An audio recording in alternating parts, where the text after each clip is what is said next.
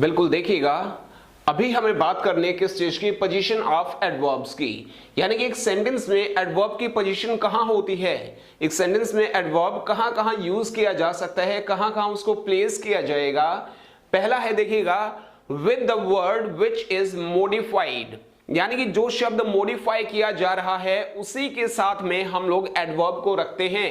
यहां पर सेंटेंस तो एक है लेकिन मैंने एडवर्ब की पोजीशन चेंज की है, तो इस बात को आप समझिएगा। Only she so my dress, यानी कि मेरी ड्रेस को सिर्फ उसने देखा, उसके फ्रेंड्स ने नहीं देखा।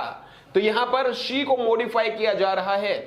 ओके, शी के साथ में आ गया, शी को मॉडिफाई किया गया है यहां पर, तो शी के साथ में आया है, शी के ऊपर जोर दिया गया है। दूसरे सेंटेंस में है she only so my dress, उसने सिर्फ मेरी ड्रेस देखी, बाकी कुछ नहीं किया, सिर्फ मेरी ड्रेस देखी। She so only my dress, यानी कि जो मेरी ड्रेस है वो सिर्फ उसने देखी। यहां पर देखिएगा, शी ओनली सो, यानी कि उसने सिर्फ देखा था, कोई काम करा नहीं था, है ना। और she so only my dress, उसने सिर्फ मेरी ड्रेस देखी, मेरे किसी फ्रेंड की या किसी बापू की, मम्मी की उसको ड्रेस को उसने नहीं देखा। She so my only dress, यानी कि मेरे पास एक ही ड्रेस थी और वही उसने देखी। अगले सेंटेंस में she so my dress only, यानी कि इसका मतलब यह है कि उसने मेरी सिर्फ ड्रेस देखी थी भाई, मेरी बुक, बैग या मेरी गाड़ी नहीं देखी। तो यानी कि जिस शब्द को मॉडिफाई किया जाता है एडवर्ब को हमेशा उसी के साथ रखा जाता है, इस बात का आप खास ख्याल रखिएगा। दूसरा है, at the beginning of any sentence हम लोग रखते हैं जी एडवर्ब को, खास करके ये हमारे इंटरोगेटिव जो हमारे एडवर्ब्स होते हैं उनको रखा जाता है। जैसे When are you coming home, तुम घर कब आ रहे हो, तो जो ये when है ये हमारा क्या है, ये हमारा इंटरोगेटिव एडवर्ब है, तो ये वाक्य की शुरुआत में आ गया यहां पर। दूसरा है टू मॉडिफाई द सेंटेंस, यानी कि कंप्लीट सेंटेंस को मॉडिफाई। अभी थोड़ी देर पहले हम लोगों ने क्या याद किया था कि किसी सेंटेंस को भी मॉडिफाई करता है एडवर्ब, तो वाक्य की शुरुआत में आएगा पूरे सेंटेंस को मॉडिफाई करने वाला adverb. Surely I will take care of you, I will take care of you हमारा सेंटेंस है और इसको पूरे सेंटेंस को मॉडिफाई कर रहा है श्योरली, इसलिए यह है शुरुआत में आ गया है। नेक्स्ट है, किसी भी चीज के ऊपर एम्फसाइज करने के लिए हम लोग अपने एडवर्ब को वाक्य की शुरुआत में लगाते हैं। हियर कम्स द प्रिंस, हम लोग इस बात के ऊपर एम्फसाइज कर रहे हैं, तो यहां पर जो हियर है ये हमारा कहां आ गया, वाक्य की शुरुआत में आ गया। नेक्स्ट पॉइंट है कि भाई in the middle of any sentence, किसी सेंटेंस के मिडल में हमारा क्या आता है, हमारा एडवर्ब आता है, और यूजुअली ये एडवर्ब ऑफ टाइम होता है। जैसे शी नेवर कम्स हियर, वो यहां पर कभी नहीं आती, तो नेवर है ये हमारा क्या है, ये हमारा एडवर्ब ऑफ टाइम है जो कि सेंटेंस के बीच में आया है।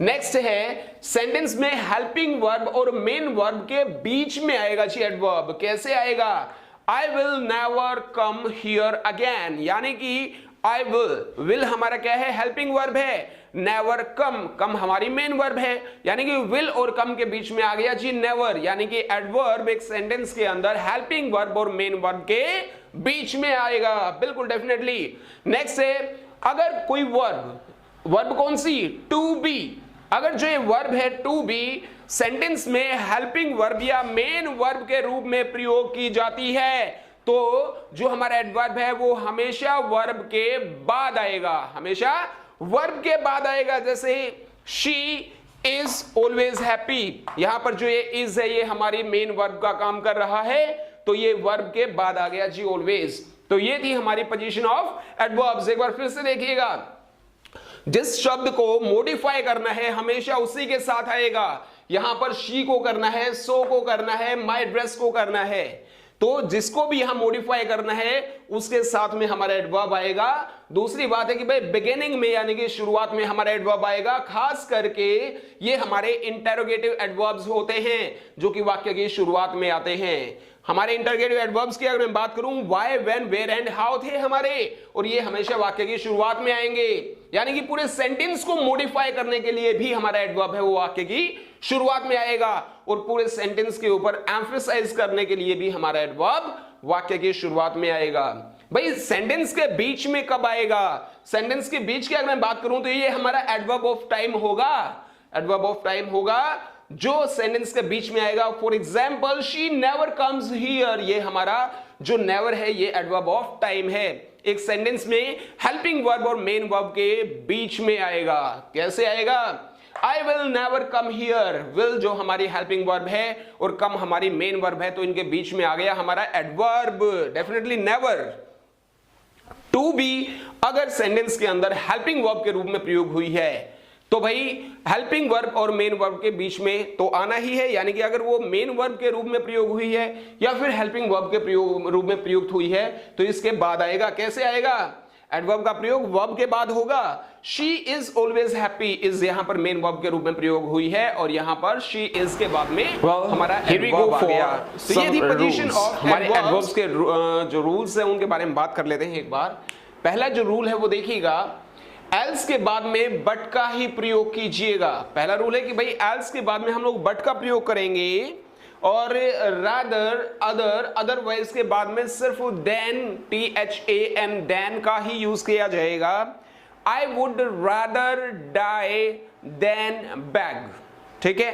तो यहां रादर आया तो यहां पर देन आएगा, लेकिन अगर एल्स होता तो बट का यूज करते हम लोग और रादर, अदर और अदरवाइज के साथ में हमने यूज किया जी देन का। दूसरा जो रूल है, seldom, nowhere, never, nothing, hardly आदि का जो अर्थ है वो नकारात्मक सेंस में होता है, नेगेटिव सेंस में होता है, तो इनके साथ में किसी और दूसरे नेगेटिव वर्ड का यूज ना करें। बिल्कुल, इसका एग्जाम्पल अगर मैं बताऊं तो जैसे देखिएगा हम लोग यूज ऐसे करेंगे इसको, I rarely went to meet nobody. तो यहां पर रेयरली हमारा नेगेटिव सेंस वाला है एडवर्ब और साथ में यहां पर हमने बाद में नोबडी लिख दिया, तो नोबडी की बजाय हम लोग यहां एनीबडी लिखेंगे जी। नेगेटिव शब्द जैसे नोट, नेवर का प्रयोग डिनाई, फॉरबिड, अनटिल और अनलेस आदि शब्दों के साथ नहीं किया जाएगा, क्योंकि ये खुद ही हमारे क्या है, नेगेटिव सेंस वाले से हैं, वो हैं एडवर्ब्स, और डिनाई, फॉरबिड, अनटिल या अनलेस भी क्या है, नेगेटिव है। तो दो नेगेटिव चीजों का यूज हम लोग नहीं करेंगे। एज का प्रयोग किन के साथ होता है? एज का प्रयोग रिगार्ड के साथ में होता है, डिस्क्राइब के साथ होता है, डिफाइन के साथ, ट्रीट, व्यू, नो आदि शब्दों के साथ हम लोग एज का प्रयोग करते हैं। लेकिन the principal appointed him as lecturer, तो अपॉइंट के साथ में हम लोग एज का प्रयोग नहीं करते, और जिनके साथ नहीं करते वो कौन कौन सी हैं? Name, elect, think, consider, call, appoint, make and choose. इनके साथ में एज का प्रयोग बिल्कुल भी ना करें जी। बिल्कुल, सेंटेंस के अंदर एडवर्ब के बाद में हेल्पिंग वर्ब का प्रयोग करें और फिर सब्जेक्ट का यूज करें। Seldom does he come to Delhi, adverb अगर हमारा स्टार्टिंग में आया है तो फिर वहां पर हम लोग क्या करेंगे? हम पहले अपनी जो हेल्पिंग वर्ब है उसका यूज करेंगे, फिर सब्जेक्ट का यूज करेंगे। ही, सेल्डम ही कम्स नहीं, सेल्डम डज ही कम आएगा, ठीक है? To, TW2 and as well का प्रयोग beside, in addition to, also के रूप में पॉजिटिव सेंटेंस में ही किया जाता है। ऑल्सो का प्रयोग सेंटेंस के लास्ट में कभी भी ना करें, ये हमारा अगला रूल है। वर्ब ऑफ सेंसेशन जो होती है, जो हमारे पांचों इंद्रियों से रिलेटेड होती हैं, taste, feel, smell, hear, appear, seem, look, इनका जो प्रयोग होता है ये हमारी पांचों इंद्रियों से संबंधित हैं। तो भाई ये वर्ब ऑफ सेंसेशन बोली जाती हैं, और इन वर्ब ऑफ सेंसेशन के बाद में कभी भी एडवर्ब का यूज नहीं होगा, हमेशा एडजेक्टिव का प्रयोग किया जाएगा। For example, I look honest, honest हमारा क्या है? हमारा एडजेक्टिव है, और ये लुक है जो ये वर्ब ऑफ सेंसेशन है, ये तो चल जाएगा आई लुक ऑनेस्ट। लेकिन अगर मैंने लिखा आई वर्क ऑनेस्टली तो ये गलत है, क्योंकि वर्क है वो हमारी वर्ब ऑफ सेंसेशन नहीं है। आई फेल्ट बैड बिल्कुल सही है, फील हमारी वर्ब ऑफ सेंसेशन है, और इसके बाद में सिर्फ एडजेक्टिव का प्रयोग किया जाएगा बॉस, एडवर्ब का नहीं। उसके बाद में कुछ वर्ब्स जिनके साथ में एडवर्ब नहीं एडजेक्टिव का प्रयोग किया जाता है, वो वर्ब्स हमारी कौन कौन सी हैं? वो वर्ब्स हैं be, become, turn, get, grow, keep, make और प्रूव। इनके साथ में हम लोग क्या करते हैं जी? इनके साथ में एडवर्ब का नहीं एडजेक्टिव का प्रयोग करते हैं। एक छोटी सी बात और देख लेते हैं, कुछ एडजेक्टिव को हम लोग एडवर्ब्स मानने की भूल कर बैठते हैं।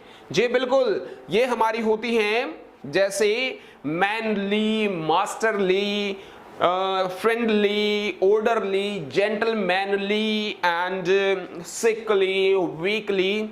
इनको कभी भी एडवर्ब मानने की भूल मत करिएगा। ये रूल्स थे आपके किसके? एडवर्ब्स के। अभी बारी आती है आपकी किसकी? आपके प्रैक्टिस सेट की। तो जैसा as I give my words की आपको प्रैक्टिस सेट आपका सोल्व करवाने से पहले मैं आपको रूल्स बता दूंगा। तो ये वीडियो खासकर आप लोगों के लिए बनाई है, बिकॉज नेट की कई बार प्रॉब्लम हो जाती है। Doesn't matter. अभी 2 बजे हम लोग बात करेंगे जी किसकी? 2 बजे बात की जाएगी आपके प्रैक्टिस सेट की।